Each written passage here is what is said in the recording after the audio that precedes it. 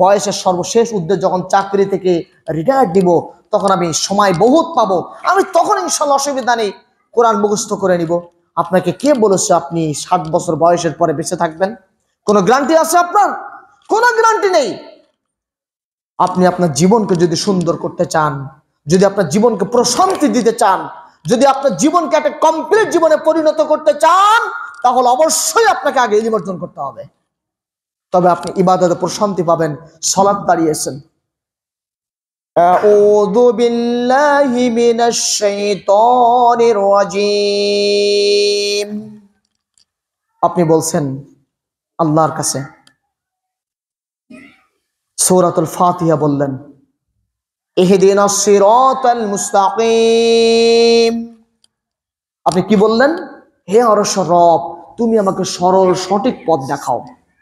যেই ব্যক্তিটা কোরআনুল কারীম পড়তে পারে এবং অর্থ সহ পড়তে পারে, ওই ব্যক্তি যখন সালাতের মধ্যে বলছে ইহদিনাস সিরাতাল মুস্তাকিম, আল্লাহ তুমি আমাকে সরল পথ দেখাও, তখন সালাতের মধ্যে দাঁড়িয়ে যখন আল্লাহকে বলছে, তখন সালাতের তৃপ্তি পাবে না?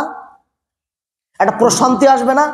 যে আমি ওর রবকে বলছি, হে আরশের রব, হে আমার মালিক, হে আমার সৃষ্টিকর্তা, তুমি আমাকে সরল পথ দেখাও। তুমি আমাদের বিপদগামীদের চলে গেছে, খারাপ পথে চলে গেছে এমন ব্যক্তির পথে তুমি আমাকে নিয়ে যাও না, তুমি আমাকে সরল পথ দেখাও, তুমি আমাকে হেফাজত করো, তুমি আমাকে নিরাপদে রাখো।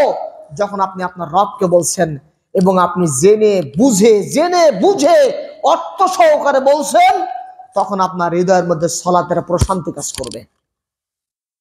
আমি কি ভুল বলছি নাকি? আমি সালাতের মধ্যে প্রশান্তি কাজ করবে, ইবাদতের মধ্যে প্রশান্তি কাজ করবে। রাস্তা থেকে কষ্টদায়ক বস্তু সরিয়ে দিলে নেকি হয়, এটা আপনি জানেন। যখন আপনি জেনে বুঝে এই কাজটা করছেন, তখন ওই কাজ করতে গিয়ে আপনার প্রশান্তি চলে আসবে।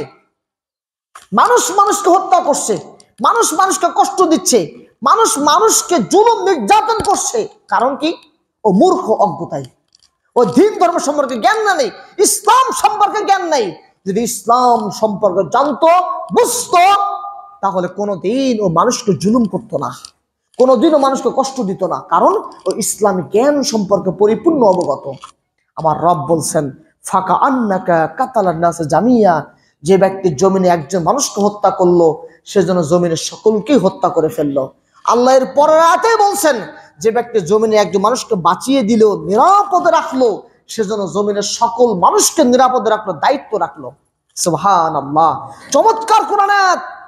যদি কোনো মানুষ জানতো, এই কোরআন আয়াত সম্পর্কে অবগত থাকতো, কোরআন সম্পর্কে বুঝতো, কোরআনের কমপ্লিট একটা জ্ঞান থাকতো, একটা সাধারণ ধারণা থাকতো, কোনোদিন ওই মানুষ কি অপরাধ, জুলুম করা, কষ্ট দেওয়া, মানুষকে হত্যা করা, দাঙ্গা হাঙ্গামা, ফাসাদ বানানো, এই ধরনের কাজ কোনোদিন সে করতে পারতো?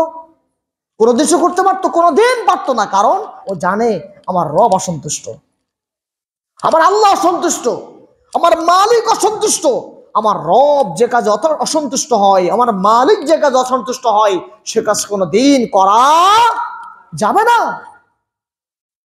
আমার রব অসন্তুষ্ট, আউযু বিল্লাহি মিনাশ শাইতানির রাজীম, আমার মালিক অসন্তুষ্ট। হৃদয়ের মধ্যে একটি আবেগ কাজ করবে, একটা বিবেক চলে আসবে। আমার মালিক যদি অসন্তুষ্ট হয়, আমার রব যদি অসন্তুষ্ট হয়, এ কাজ আমি করি কি করে?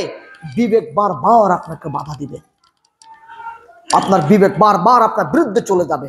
অতএব মূল কথা যেটি, সেটা হলো আমাদের সবার দায়িত্ব পড়ে যায় কোরআন নিয়ে নিজের জীবনকে পরিচালনা করা, কোরআন মাহফিজ নিজের জীবনকে তৈরি করা এবং কোরআন ইলম অর্জন করার সামনে গিয়ে যাওয়া। রাজি আছেন ইনশাআল্লাহ? আল্লাহ সবাইকে কবুল করুন, সবাই বলুন আমিন। কোরআন ব্যতীত আপনার জীবন কখনো সুন্দর হতে পারে না। সবথেকে বড় দলিল হলো হাদিস কোরআন সহিহ বুখারী। মসজিদে বসে